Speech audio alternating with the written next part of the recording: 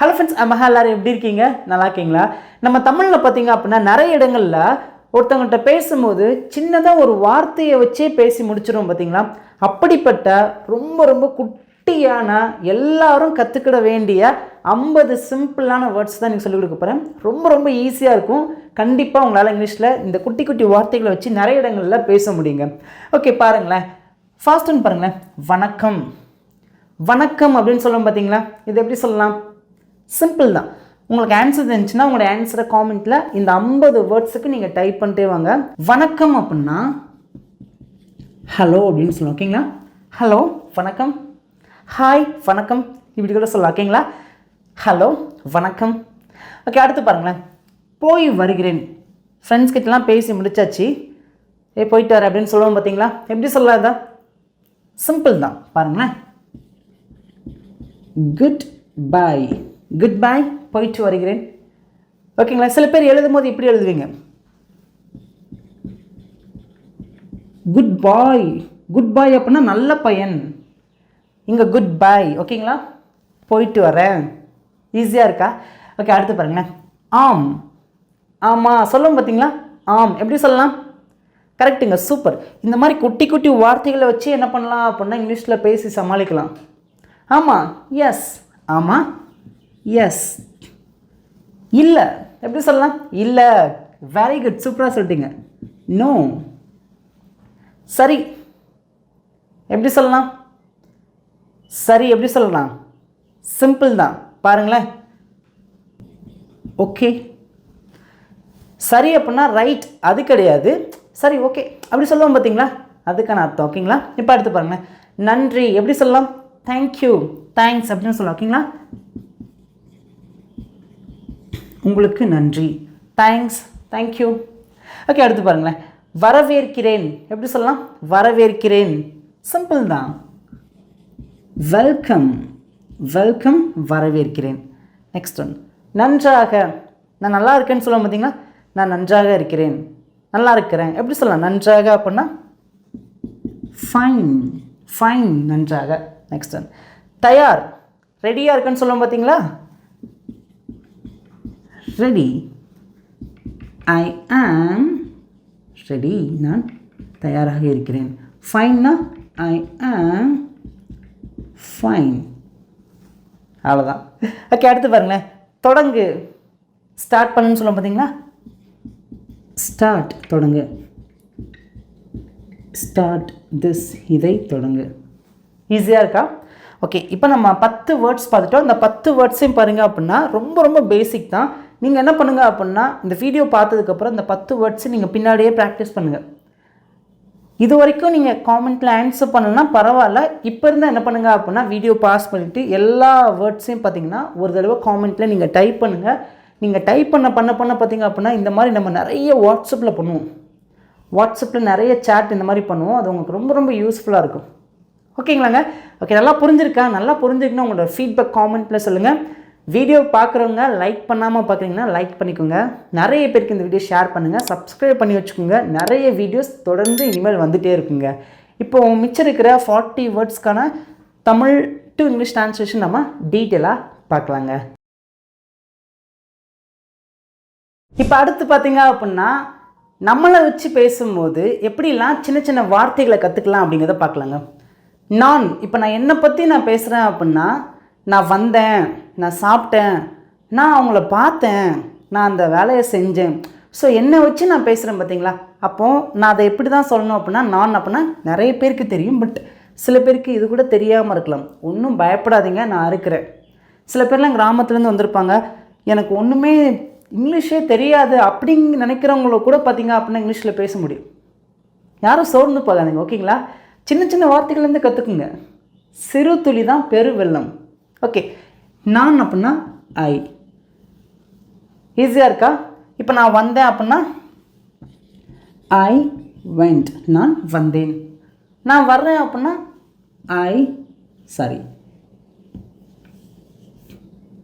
I come. நான் வருவேன் அப்படின்னா ஐ வில் கம். இப்படியே தாங்க. ஃபஸ்ட்டு நான் அப்படிங்கிறத வச்சு பேசலாம். நான் வந்தேன் அப்படிங்கிறத பேசலாம். நான் வர்றேன் அப்படிங்கிறத பேசலாம். நான் வருவேன் அப்படிங்கிறத பேசலாம். அப்போ இந்த சென்டென்ஸ்லாம் பேசணும் அப்படின்னா எங்கேருந்து நம்ம ஸ்டார்ட் பண்ணுறோம் அப்படின்னா நான், ஐ. புரிஞ்சா? அதனால தான் இந்த வீடியோ ரொம்ப பேசிக் தான், நிறைய பேருக்கு யூஸ்ஃபுல்லாக இருக்கும். இந்த வீடியோ நிறைய பேருக்கு நீங்கள் ஷேர் பண்ணுங்கள், ரொம்ப யூஸ்ஃபுல்லாக இருக்கும் உங்களுக்கு. ஓகே, அடுத்து பார்க்கலாமா? என்னை. என்னை அப்படின்னு எப்படி சொல்லுவேன்? இந்த இடத்துல ஐ வராது, என்னை. நான் ஆப்ஜெக்டாக மாறுறேன். அவன் என்னை பார்த்தான். நான் ரெண்டாவதாக வந்துட்டேன் பார்த்தீங்களா? யார் ஃபஸ்ட் இருக்காங்க? அவன். அப்போ எப்பெல்லாம் நான் ரெண்டாவதாக மாறுறேனோ அப்போ நான் தமிழில் என்னை அப்படின்னு தான் சொல்வேன். நான் ஃபர்ஸ்ட்டாக வரும்போது நான் வருவேன், நான் கடைசியாக வரும்போது என்னை அப்படின்னு வருவேன். அப்போ என்னை அப்படிங்கிறத எப்படி சொல்லலாம்? நீ. ஈஸியாக இருக்கா? இப்போ அவன் என்னை கூப்பிட்டான், இதை நான் எப்படி சொல்வேன்? ஹி, அவன் கூப்பிட்டான், கால்ட். யார? என்னை. Me. That's all. He called me. He called me. அவன் என்னை கூப்பிட்டான். புரிஞ்சா உங்களுக்கு? அப்போ நான் அப்படிங்கிறது ஃபர்ஸ்ட்டாக வரும், என்னை அப்படிங்கிறது கடைசியாக வரும். ஈஸியாக இருக்கா? பாருங்களேன், நான் அவனை கூப்பிட்டேன். இப்போ நான் தான் ஃபஸ்ட்டில் இருக்கேன். நான் அவனை கூப்பிட்டேன். I called him. பாருங்களேன், இங்கே அவனை அப்படின்னு பேசியிருக்கோமா, இங்கே ஹிம் அப்படின்னு வரும். இப்போ அவன் என்னை கூப்பிட்டான் அப்படின்னா நான் கடைசியாக போயிடுவேன். He called me. ஈஸியாக இருக்காங்க? அவ்வளோதாங்க. ஓகே, அடுத்து பாருங்க. என்னுடைய. என்னுடையன்னு அப்படி சொல்லலாம், மை. மை அப்படின்னா என்னுடைய.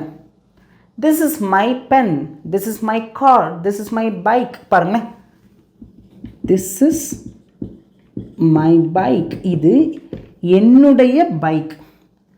இந்த மை அப்படிங்கிறது பார்த்தீங்கன்னா என்னுடைய அப்படின்னு வரும். This is my bike, this is my car, this is my boat, this is my house. ஓகேங்களா? ஓகே, அடுத்து பாருங்க. என்னுடையதுன்னு அப்படி சொல்லலாம். என்னுடையது அப்படின்னா மைன். பாருங்க, என்னுடையது அப்படின்னா மைன். நான் சொல்கிறேன், இது என்னுடைய பைக் அப்படிங்கிறது திஸ் இஸ் மை பைக். இந்த பைக் என்னுடையது அப்படின்னு அப்படி சொல்லலாம். நல்லா கவனிங்க, என்னுடைய பைக், அதாவது இது என்னுடைய பைக் அப்படின்னா திஸ் இஸ் மை பைக். இந்த இடத்துல மை அப்படிங்கிறது என்னுடைய. நல்லா கவனிங்க, அந்த யாவோடு நின்றுச்சு. என்னுடைய மை, என்னுடையது மைன். அப்போ இந்த பைக் என்னுடையது. என்னுடையதுன்னு அப்படி சொல்லுவோம், this bike is mine. This bike is mine. இந்த பைக் என்னுடையது. ரெண்டுக்குள்ள வித்தியாசம் புரிஞ்சிச்சா? இது என்னுடைய பைக் அப்படின்னா திஸ் இஸ் மை பைக். இந்த பைக் என்னுடையது அப்படின்னா திஸ் பைக் இஸ் மைன். ஈஸியாக இருக்கா?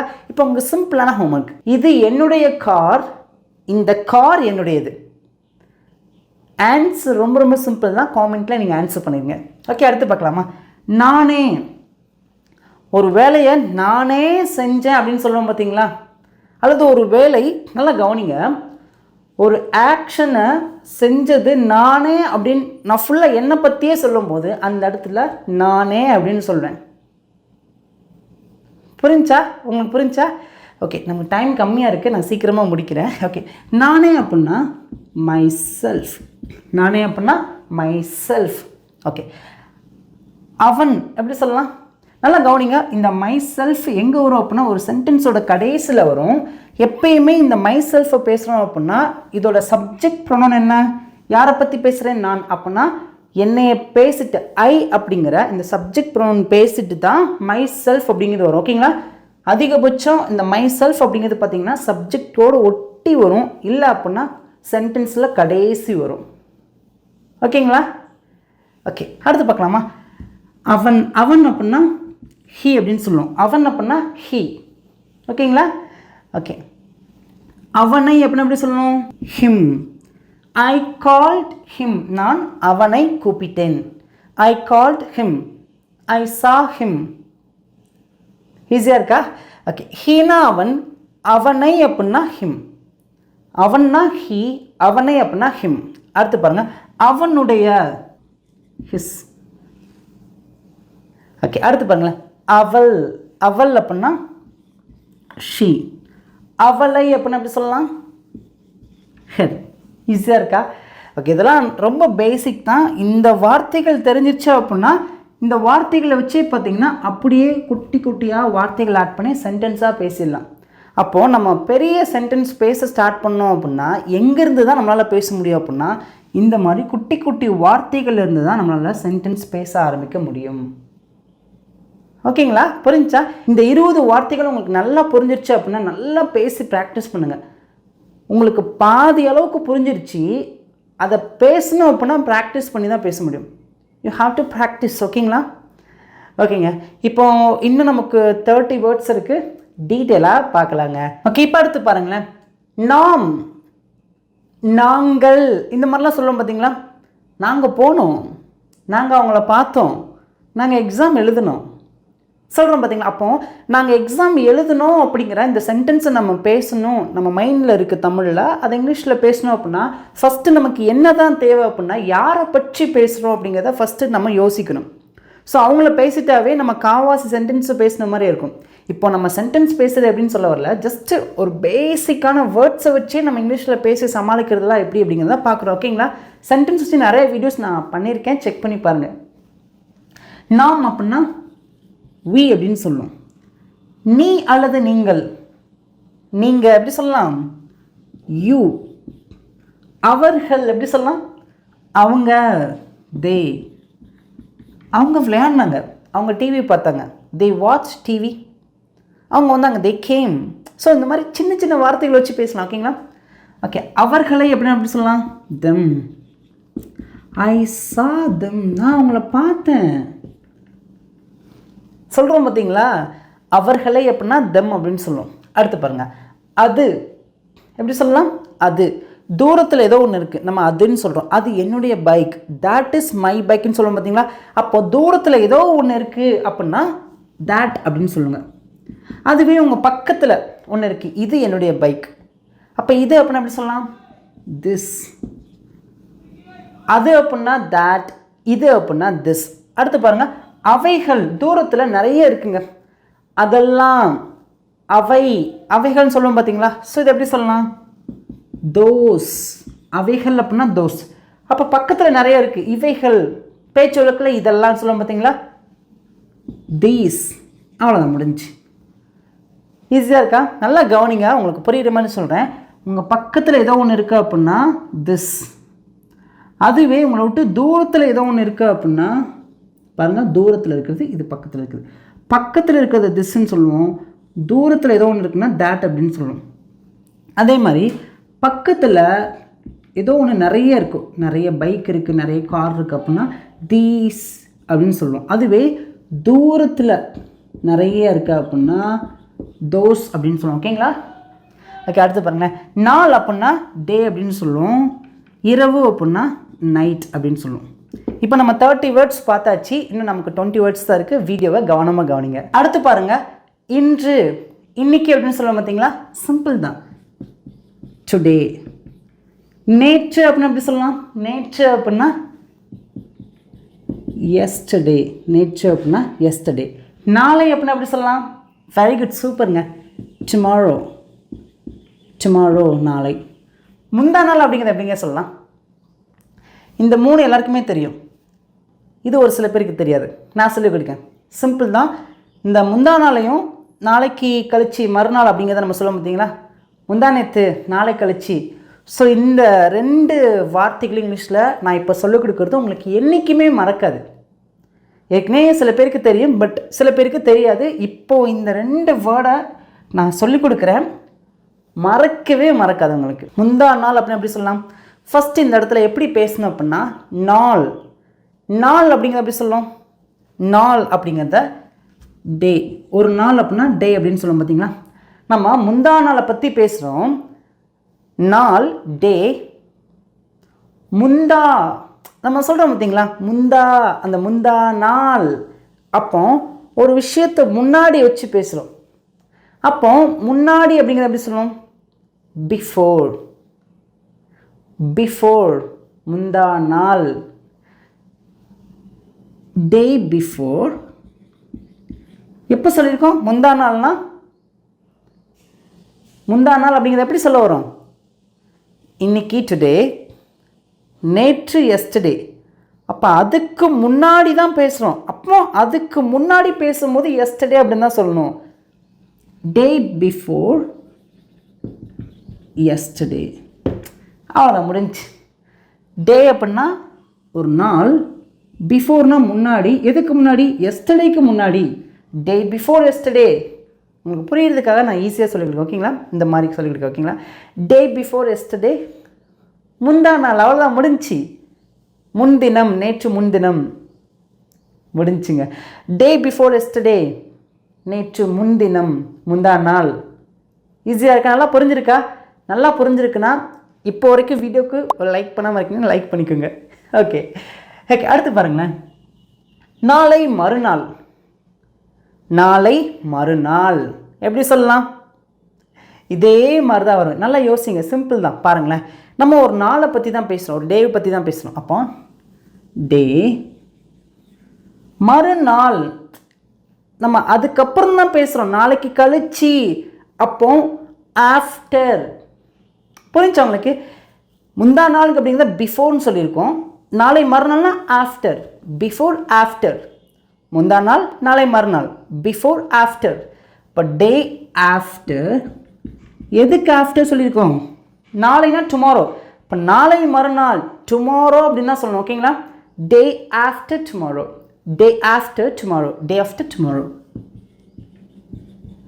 டே ஆஃப்டர் டுமாரோ, நாளை மறுநாள், நாளை கழிச்சு. இந்த ரெண்டுக்கும் உங்களுக்கு ஈஸியாக புரிஞ்சிச்சா? நேற்று முன்தினம், நம்ம பேச்சுலக்கில் முந்தா நாள்னு சொல்லுவோம். நேற்று முன்தினம் அப்படின்னா டே பிஃபோர் எஸ்டர்டே. நாளை மறுநாள், இதை பேச்சுலக்கில் நாளை கழிச்சுன்னு சொல்லுவோம், டே ஆஃப்டர் டுமாரோ. ஈஸியாக இருக்கா?